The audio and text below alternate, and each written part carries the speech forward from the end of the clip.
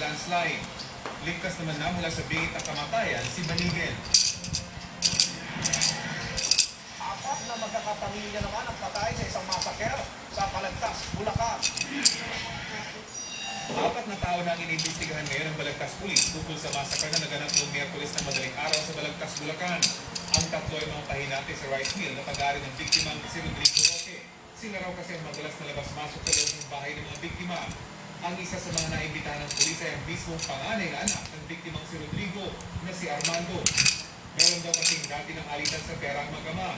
Naggastos daw kasi ni Armando ang 75,000 pesos na pinakidala ng ama sa kanya. Pero kahapon ay pansamantalang pinalaya sa Armando at ang tatlong pahinante dahil wala pa raw sapat na ebidensya laban sa kanila.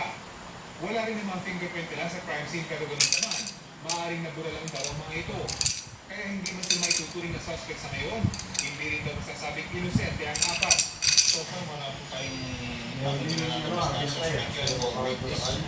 Basta sila po interview namin kung ano kanilang mga maitutulong sa kaso ngayon. Isang kanas din ang biktima na nakukita sa mga bangkay alas 2 ng madaling araw ng Miyerkules. Ayon sa kanya, pag-uwi niya ito nambal sa kanya mga bangkay ni Rodrigo, anak niyang si Cristina at mga apong sina Corincho at Christian. Ayon pa sa pulisya, kitchen knife, screwdriver at liabig tubo na galing din sa loob ng bahay ang ginamit sa pagpatay sa mga biktima. At maaaring mahigit daw sa isang tao ang gumawa ng krimen. Wala rin daw nakitang palatandaan na kuwasang pinasok ang bahay. Wala pa kami nakukuha na talagang direct witness. Pero dahan-dahan naman nung nagkakaroon ng magandang progreso, medyo nakikipag-cooperate ng mga kapitbahay ngayon. Isang kapitbahay rin daw ng mga biktimang nakarinig sa tila pagpatalo sa loob ng bahay noong gabi na mangyari ang krimen. May sumisigaw. Nakasigaw niya, ano pa ba ang gusto mo? Yan lang, then I close the door.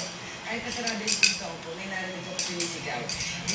Hindi ko pinapasin kasi ang alam ko, away lang ng pamilya doon. Kwento naman ng isang katiwala ng tindahan, isang lalaking may kahina-hinalang kilos ang pumakyaw sa lahat ng tinanilang payagan na may lamang balita tungkol sa massacre kanina umaga. Nakasakay raw ito sa motorsiklo at nakasombrero. Iniimbestigahan na rin ito ng pulisya. Parang gusto niyang alamin kung nakalagay na ba yung pangalan ng mga suspect dun sa pumatay. Hindi kaya ako isa yon sa mga kasabwat. Patuloy ang investigasyon sa kaso.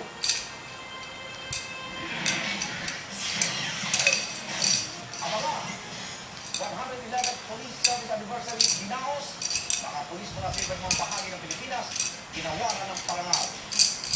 Isang Dabawenya nominado sa prestigosong Pinoy 2.0 ng Yahoo Philippines.